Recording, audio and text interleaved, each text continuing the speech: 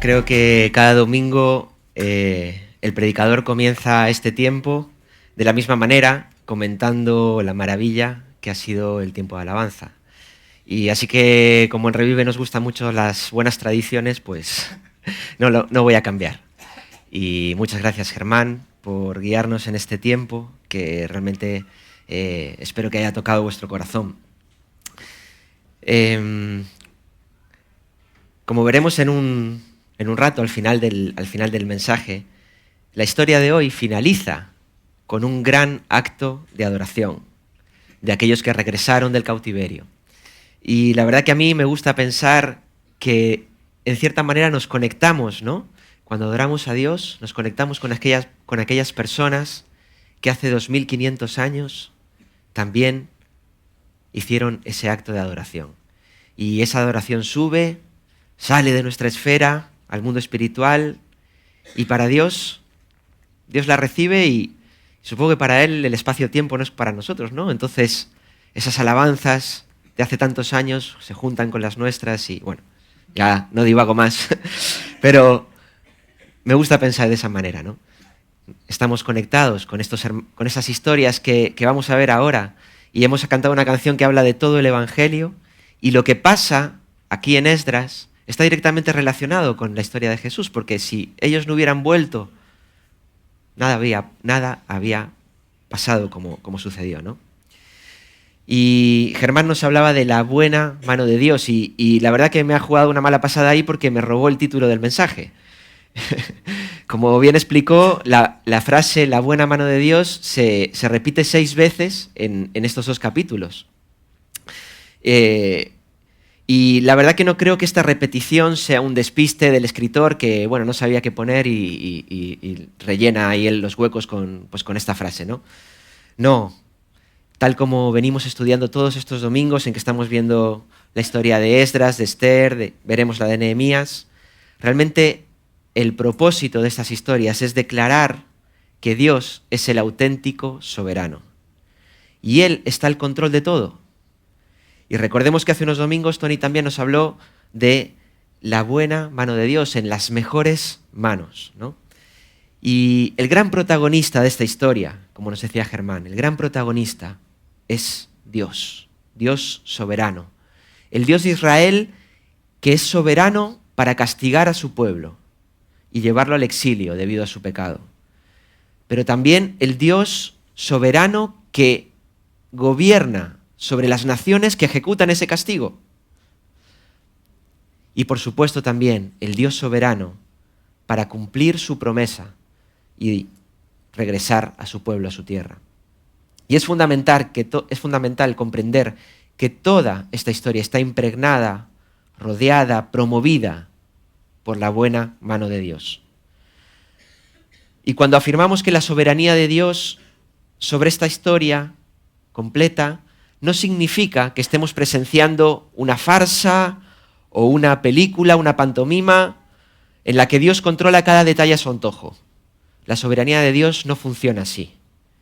Creemos firmemente en la soberanía divina, pero también reconocemos la importancia de nuestra responsabilidad humana. Y esta doble manera de ver las cosas lleva de cabeza al cristianismo desde hace 2000 años, así que no lo vamos a resolver hoy. Pero son 2 maneras de ver las cosas, la soberanía de Dios, pero nuestra responsabilidad también.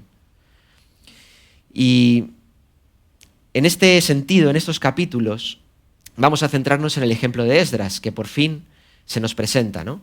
Y nos enseña lecciones muy valiosas sobre cómo la mano de Dios obra en nuestras vidas y sobre cómo ser personas que alcancen el éxito. Y seguramente a más de uno, cuando vio ayer el WhatsApp con el título el título del mensaje y la palabra éxito ahí metida, dijo, ¡uy! Y os recorrió un escalofrío por la espalda. Y personalmente la verdad que es una palabra que me produce bastante rechazo también.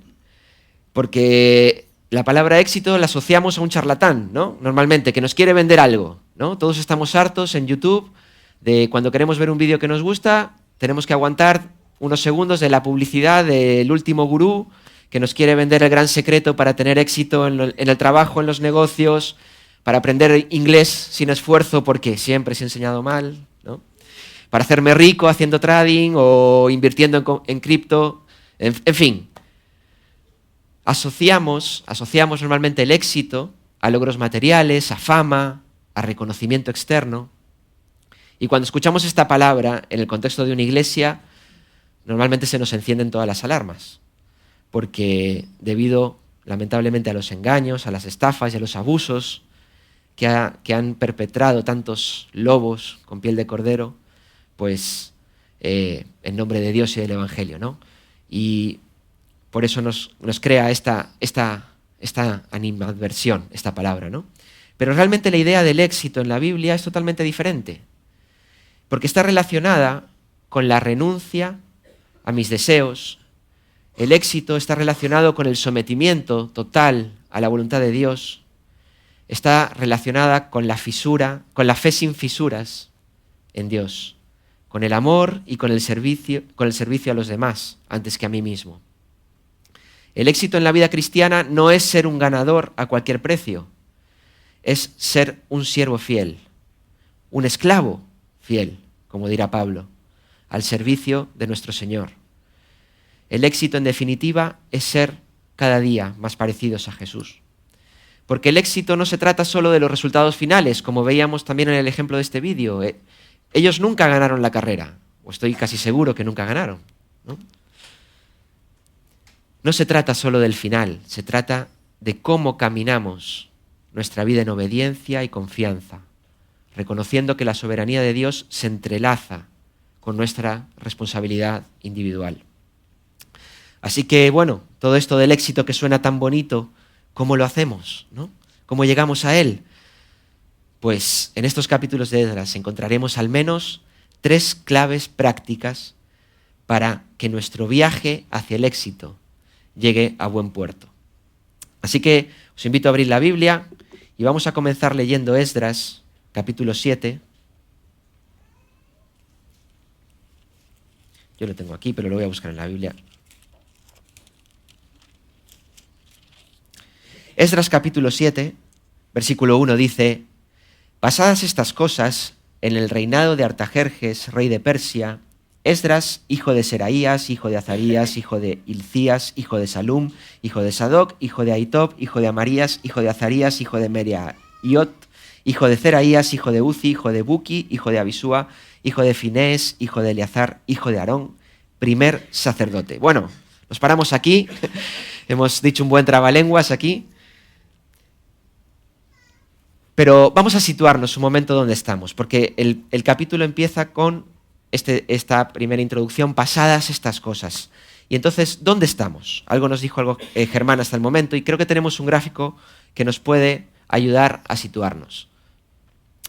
La cronología del cautiverio, ¿vale? En el año 605, no sé si se alcanza a leer allí, los que no lo veáis, es normal, es letra muy pequeña. No hace falta que vengáis mañana. ¿Vale? Año 605, deportación de los principales de Judá, Daniel y sus compañeros. La segunda deportación en el año 597. En el 586 a.C., la destrucción del templo. En el 538 comienza el relato de Esdras y tenemos la primera repatriación de Zorobabel. Y en el 536 se inaugura el templo. Bueno, pues el relato que empezamos hoy son unos cuantos años después. Estamos en el libro de Esther, que tenemos en el medio, 483, 473, y en el 458 a.C., 60 años después aproximadamente, suceden los hechos que vamos a estudiar hoy. La segunda repatriación, el segundo viaje de exiliados de vuelta desde Babilonia a Jerusalén. Así que han pasado unos 60 años, ya han fallecido todos los que fueron los líderes de ese primer regreso: Zorobabel, Jesúa, el sumo sacerdote, Ageo y Zacarías, los profetas, y ahora hace por fin aparición en la escena un tal Esdras, que nos dice que era escriba en Babilonia. Escriba en Babilonia durante el reinado de Artajerjes. Artajerjes, los griegos le llamaban Artajerjes Longimanus, y probablemente era el hijo del rey Asuero. Aunque no era hijo de Esther, sí que probablemente era el hijo del rey Asuero.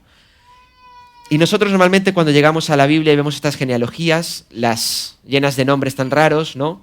Las pasamos por arriba porque, bueno, realmente no sacamos mucho de ellas, pero tenemos que entender que para un judío era de suma importancia, de gran importancia, demostrar su ascendencia. De hecho, en el capítulo 2 de Esdras se nos habla de un grupo de sacerdotes o de exiliados que pretendían ser sacerdotes, que tuvieron que ser excluidos del servicio sacerdotal porque no pudieron demostrar cuál era su ascendencia. Entonces Esdras, por tanto, se presenta con esta genealogía, demostrando que pertenece a la tribu de Leví y en concreto a la familia de Aarón, que fue la elegida por Dios para ejercer el sacerdocio. Y aunque solemos saltar estas listas, como decía antes, si nos paramos un momento encontramos algunos nombres muy relevantes. Por ejemplo, el primero dice que Esdras era hijo de Seraías. Bueno, ¿quién era este Seraías? ¿Sabemos algo de él? Pues los que tenéis la Biblia o el móvil, acompañadme un momento a 2 Reyes, capítulo 25. Vamos a encontrar ahí un relato que lo vamos a leer. Es un poquito largo, pero creo que vale la pena dedicar un minuto a esto. 2 Reyes 25, versículo 8, dice: en el mes quinto, a los 7 días del mes, siendo el año 19 de Nabucodonosor, rey de Babilonia, vino a Jerusalén Nabuzaradán, capitán de la guardia, siervo del rey de Babilonia, y quemó la casa de Jehová y la casa del rey y todas las casas de Jerusalén y todas las casas de los príncipes quemó a fuego. Y todo el ejército de los caldeos que estaba con el capitán de la guardia derribó los muros alrededor de Jerusalén, y a los del pueblo que habían quedado de la ciudad, a los que habían pasado al rey de Babilonia y a los que habían quedado de la gente común, los llevó cautivos Nabuzaradán, capitán de la guardia. Tomó entonces el capitán de la guardia al primer sacerdote, Seraías, aquí lo tenemos probablemente, el segundo sacerdote Sofonías y 3 guardias de la vajilla, y de la ciudad tomó un oficial que tenía a su cargo los hombres de guerra y 5 varones de los consejeros del rey que estaban en la ciudad, el principal escriba del ejército que llevaba el registro de la gente del país y 60 varones del pueblo de la tierra que estaban en la ciudad. Estos tomó Nabuzaradán, capitán de la guardia, y los llevó a Ribla, al rey de Babilonia. Y el rey de Babilonia los hirió y mató en Ribla, en tierra de Amat.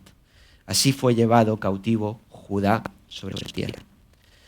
Así que aquí, en este relato tan triste, tenemos probablemente al que fue el bisabuelo de Esdras, el último sumo sacerdote del primer templo, lo cual tiene una gran importancia para los lectores judíos.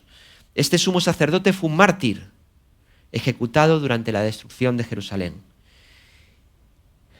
La lista sigue, la genealogía de Esdras sigue y se remonta hasta Aarón, el primer sacerdote, e incluye algunas otras personas destacadas. Por ejemplo, se nos nombra a Sadoc. Sadoc fue el sacerdote en la época del rey David y fue el que ungió a Salomón como rey.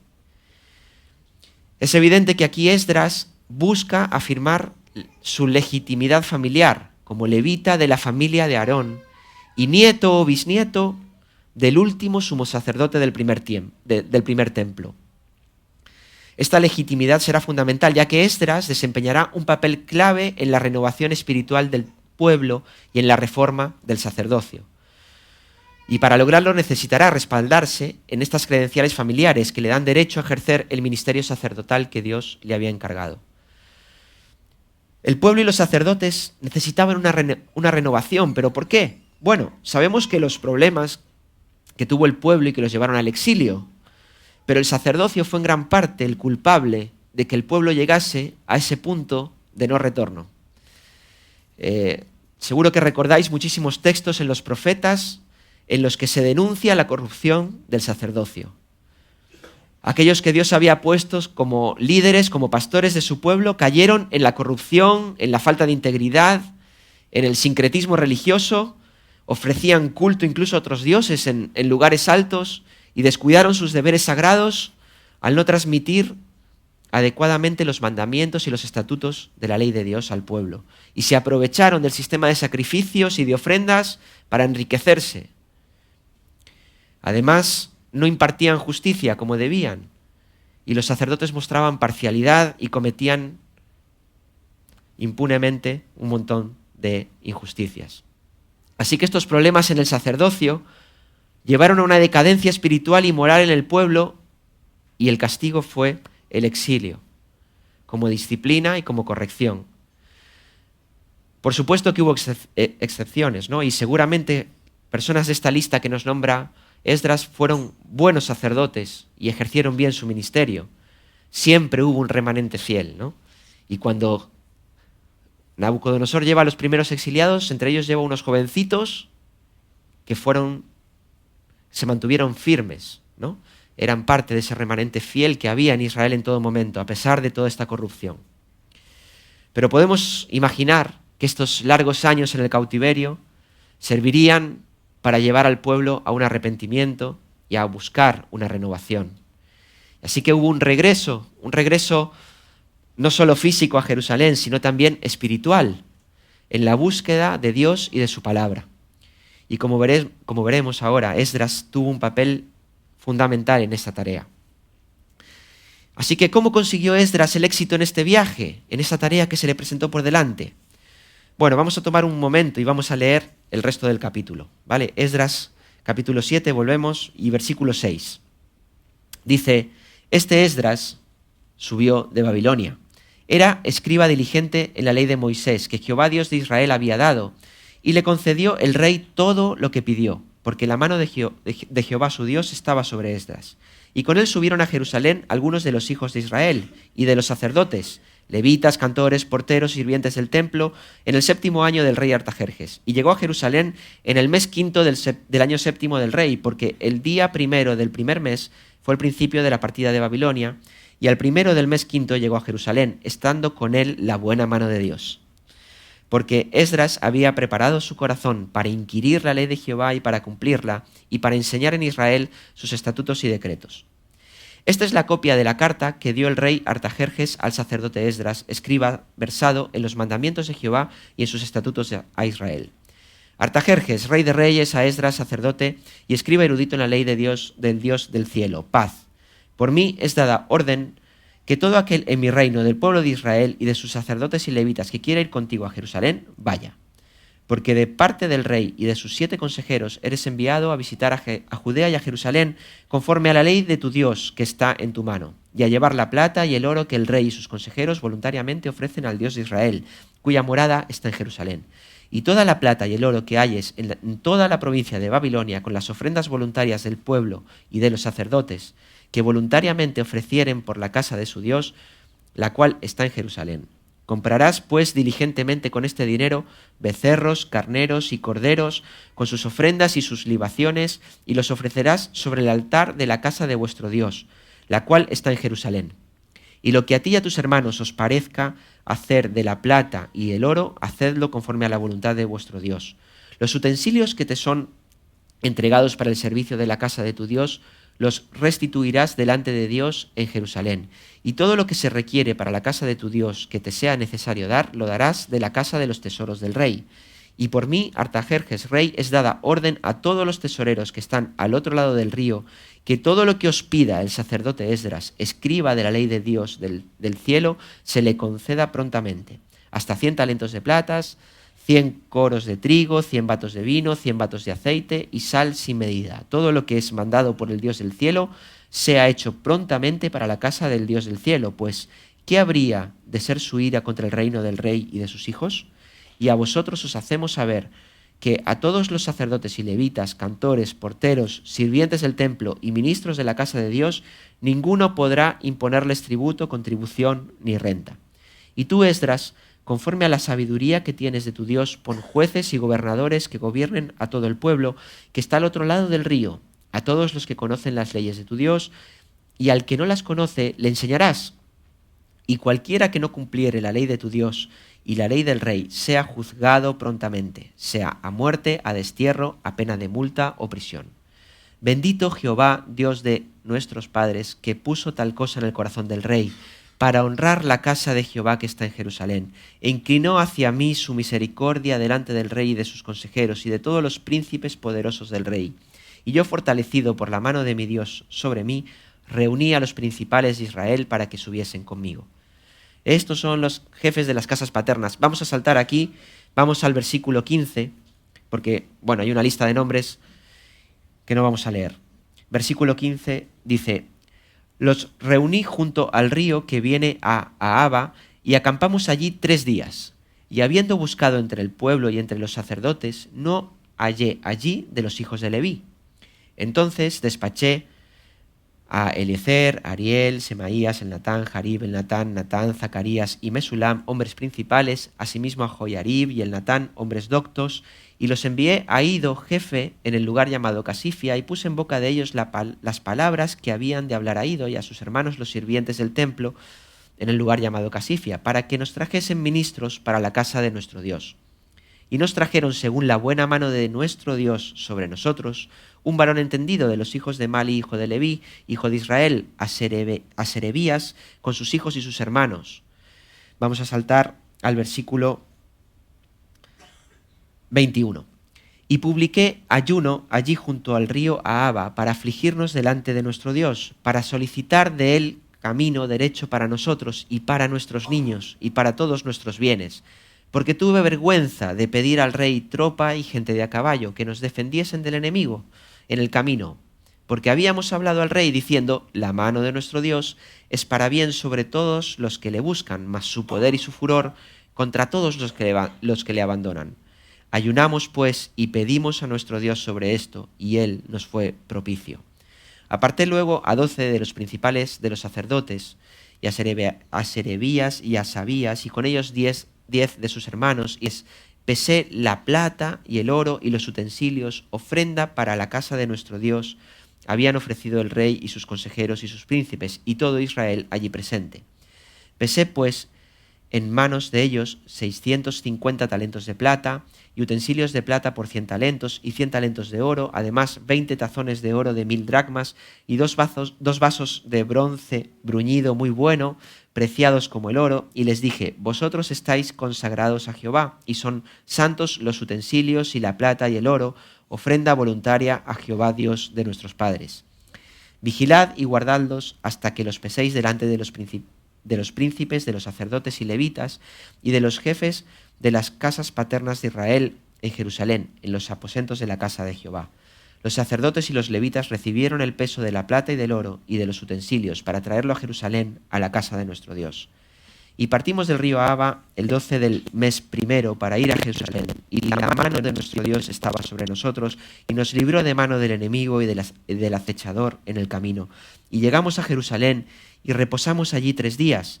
Al 4.º día fue luego pesada la plata, el oro, los utensilios en la casa de nuestro Dios por mano del sacerdote Meremot, hijo de Urías, y con él Eleazar, hijo de Finés, y con ellos Jozabad, hijo de Jesúa, y Noadías, hijo de Benui, levitas.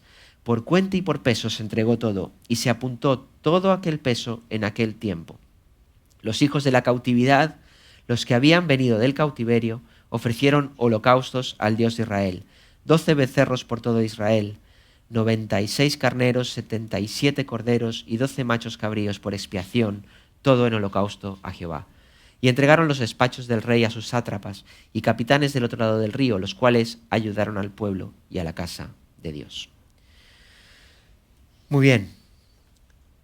Pues la primera lección que me gustaría compartir con vosotros encontramos en estos capítulos es que el camino hacia el éxito empieza con una preparación diligente.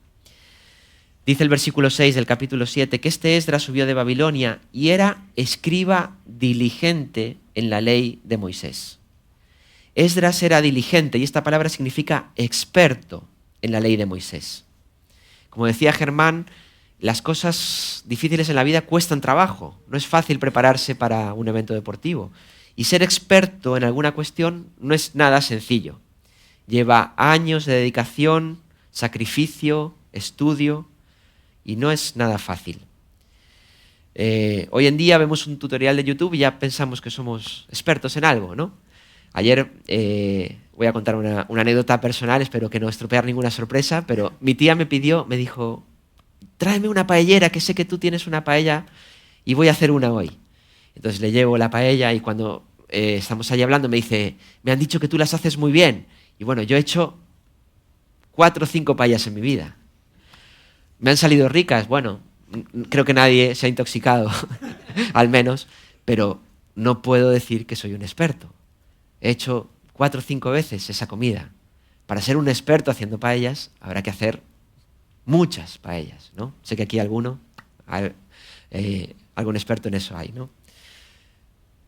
En mi trabajo, llevo ya casi 20 años trabajando en la óptica, como todos sabéis, y una cosa que me gusta es el ajuste de las gafas. Y en eso sí que puedo decir que soy casi un experto.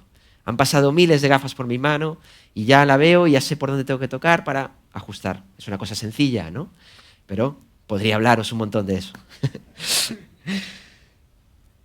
En esta época tenemos tantas distracciones, tantas cosas que reclaman nuestra atención y nuestro tiempo mental es limitado. Y así que dedicarse en cuerpo y alma a algo es casi imposible, ¿no? Pero fijémonos en el versículo 10.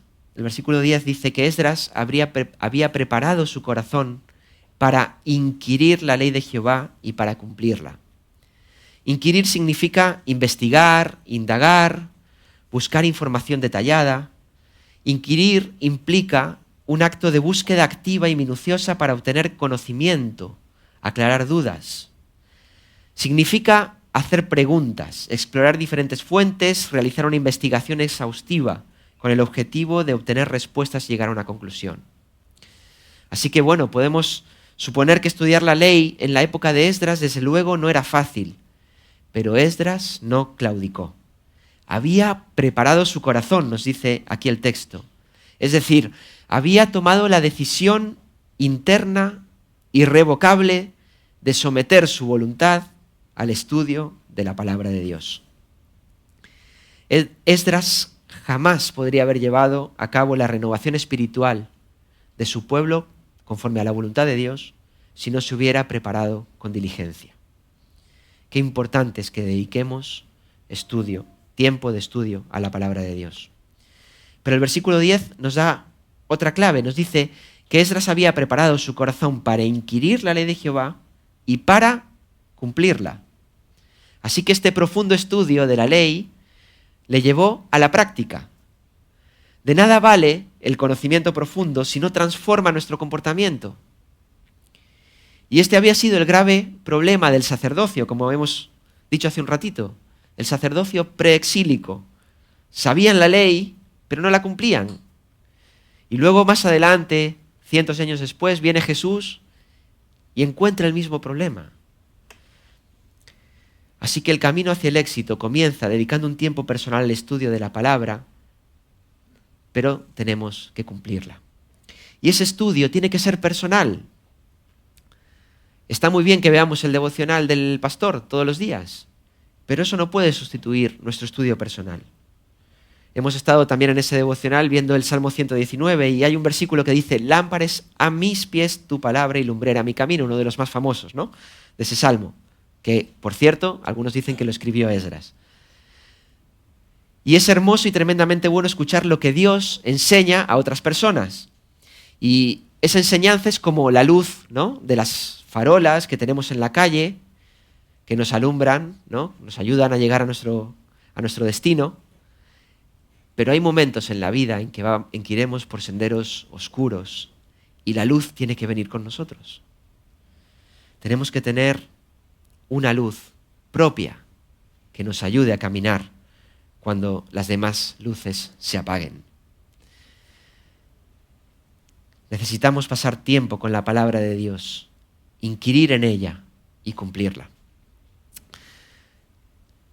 Y el versículo 10 nos da una tercera clave. Esdras había preparado su corazón para inquirir la ley de Jehová, para cumplirla y para enseñarla, para enseñar en Israel sus estatutos y decretos. Así que aprendemos la palabra de Dios, la ponemos en práctica en nuestra vida diaria y la enseñamos a otros. Muchas veces esa enseñanza puede ser formal, ¿no?, como una predicación o un seminario, pero creo que la más eficaz es la enseñanza informal, la que damos con nuestro ejemplo. Y veremos más adelante cómo Esdras precisamente hace esto en un episodio que acabamos de leer.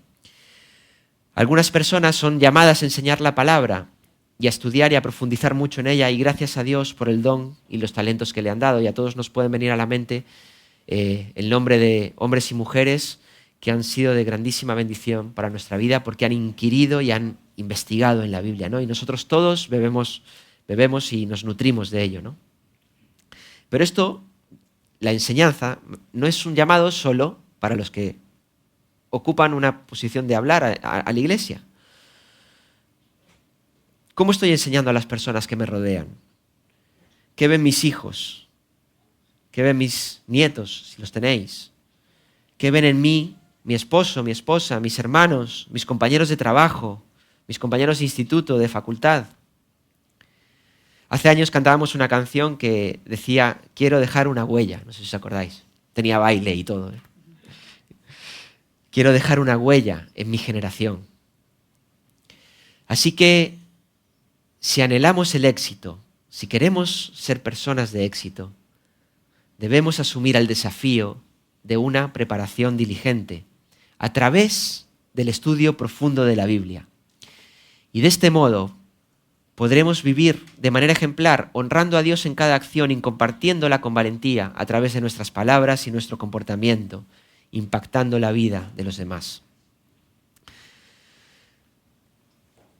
La preparación diligente, primera lección.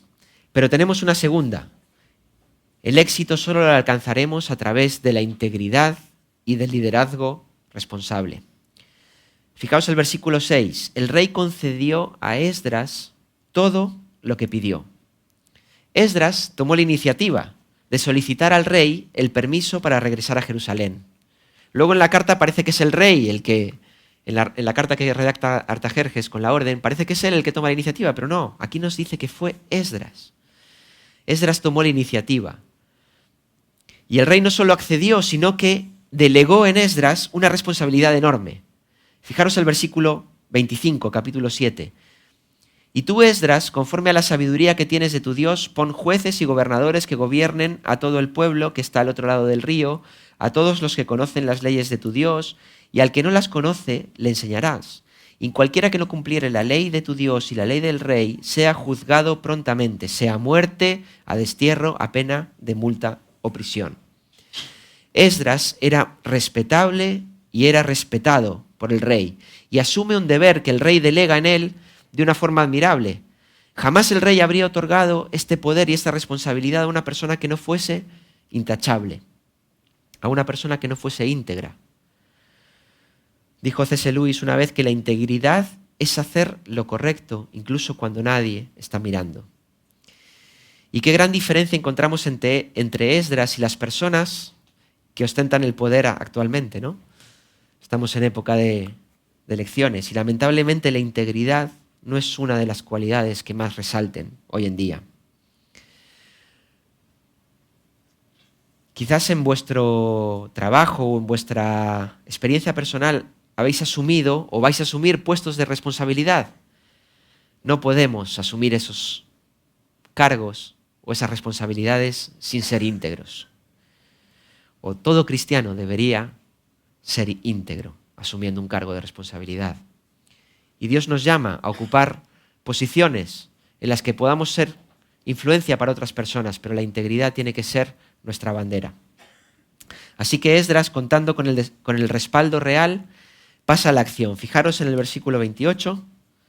Y yo, Esdras, fortalecido por la mano de mi Dios sobre mí, reuní a los principales de Israel para que subiesen conmigo a Jerusalén. Y en el capítulo 8, versículo 15, los reuní junto al río que viene a Abba, y acampamos allí 3 días, y habiendo buscado entre el pueblo y entre los sacerdotes, no hallé allí de los hijos de Leví. Así que pronto Esdras toma la iniciativa, recluta a un montón de gente, llama a los principales de las familias, pero aparece una dificultad. Entre todo el grupo que se había reunido, resulta que no había levitas. Esto a nosotros a lo mejor nos suena un poco raro, no entendemos por qué era un problema tan grave, pero realmente lo era, porque los levitas tenían la misión de enseñar a los hijos de Israel todos los estatutos que el Señor les había dicho por medio de Moisés. Esto lo encontramos en Levítico capítulo 10, versículo 11. Pero ¿cómo iba Esdras a implantar la ley de Dios si no había quienes le enseñaran ni quienes velaran por su cumplimiento? Y sin la práctica fiel de la ley, Israel perdería rápidamente su identidad como pueblo de Dios. Es curioso, y yo creo que es para meditar, que Esdras, hemos leído, tenía un montón de recursos materiales. El rey pone en sus manos unos recursos que veremos enseguida son increíbles. Pero sin las personas adecuadas, todo eso no servía para nada. Porque en la obra de Dios lo más importante siempre son las personas, por encima de cualquier cosa material. En los versículos 16 al 20 del capítulo 8 encontramos la solución de Esdras. Esdras delega en personas de su confianza la misión de ir a buscar a los levitas. Así que no lo hace él, delega en otros la responsabilidad. Y alguien dijo una vez que un líder, un buen líder, sabe que su éxito no radica en hacerlo todo él, sino en rodearse de personas capaces y confiar en ellas para lograr resultados excepcionales. Esdras entendió que no podía llegar a todo él solo. Necesitaba personas a su lado. Y este es un mensaje que nuestra sociedad, a veces tan consumista y tan materialista, tan individualista, nos hace creer que somos autosuficientes y que no necesitamos a los demás. ¿Y cuánta gente fracasa por ello, por no pedir ayuda a las personas adecuadas? Así que necesitamos personas a nuestro lado en quien podamos confiar. Y nos tenemos que dejar aconsejar por ellas y acompañar por ellas. Y también nosotros ser compañeros para ellos, en lo que ellos necesiten. En los versículos 24 a 32 encontramos el mismo comportamiento de Esdras, hablando de los bienes materiales. Tenían que trasladar no solo a 5.000 personas, que era el grupo más o menos que se formó, sino que tenían que trasladar una grandísima suma de recursos. El rey y su corte había ofrendado, y los israelitas que se quedaban en Babilonia también habían ofrendado para que llevasen al templo de Jerusalén. Y en el versículo 25-27 tenemos un inventario de las cosas que hace. Fijaros, Esdras era muy meticuloso y hace un inventario de las cosas que van a llevar. Y en la versión Reina Valera 2020 tenemos el valor en kilogramos de lo que llevaron. Fijaros, 19.500 kilogramos de plata, 3.000 kilogramos de plata en utensilios para el templo, 3.000 kilogramos de oro, 20 tazones de oro y 2 vasos de bronce bruñido tan preciosos como el oro.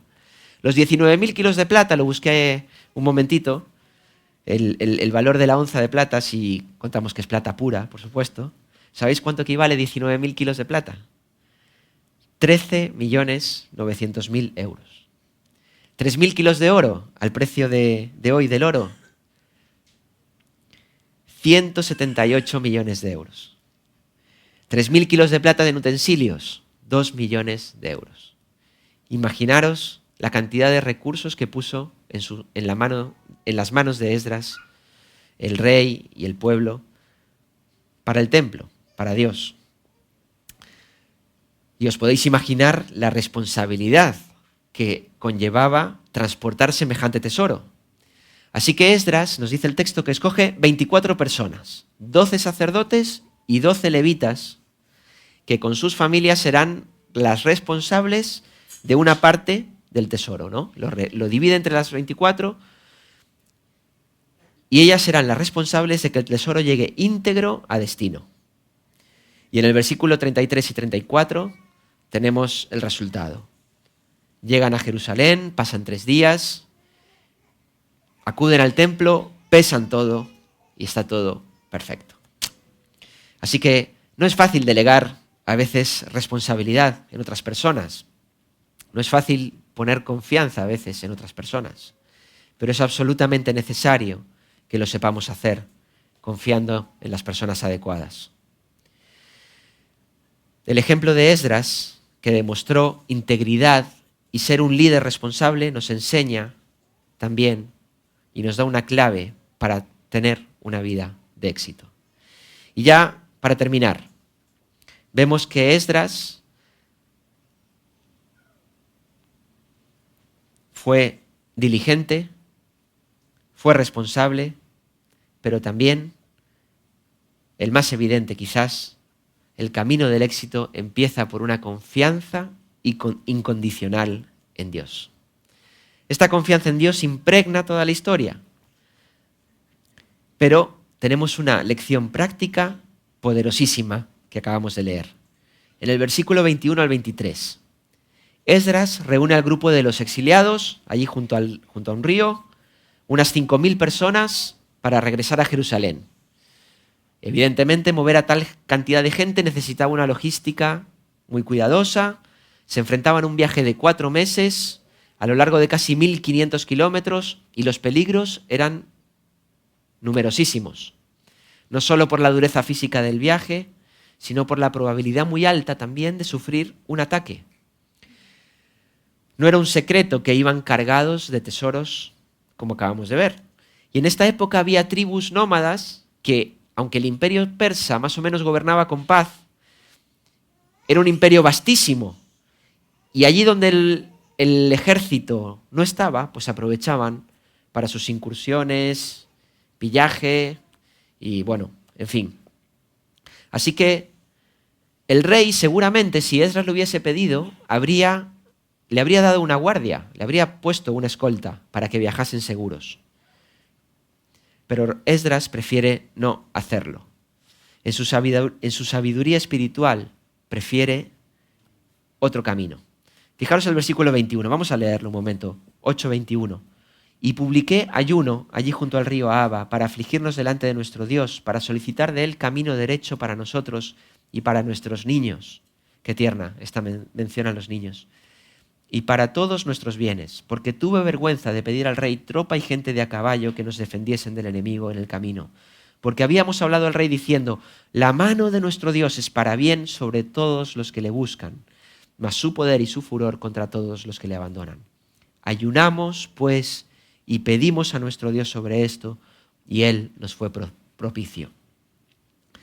Así que decíamos antes que las mejores lecciones se dan con el ejemplo, y aquí tenemos la mejor evidencia. Esdras era un excelente maestro, estoy seguro, pero era aún mejor porque actuaba según lo que creía y según lo que decía. ¿Confiamos en Dios? Pues se tiene que notar. Confiamos en Dios, que se note. Una nota importante, y es que este ejemplo de confianza de Esdras no es para hacer una ley, una doctrina de ella, ¿vale? Porque veremos más adelante en Nehemías la misma situación. Nehemías, voy a hacer un spoiler, como dice Germán, Nehemías va a hacer un viaje a Jerusalén, pero en su caso, él no duda de pedir al rey protección. La misma situación, un hombre igualmente espiritual que Esdras y una decisión totalmente distinta. Así que tenemos un claro ejemplo de cómo la sensibilidad espiritual nos puede orientar a veces en estas situaciones. ¿Cuál es la mejor decisión que tenemos que tomar? Así que, bueno, ya llegamos al final y el capítulo 8 termina con un gran acto de adoración a Dios. ¿Qué habrá sido para aquellas personas?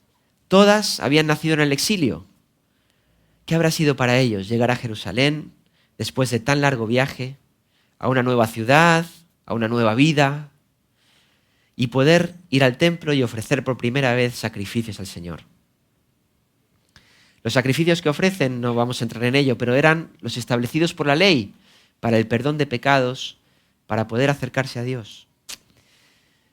Y hoy nosotros ya adoramos a Dios de otra manera, y esos sacrificios no nos hacen falta,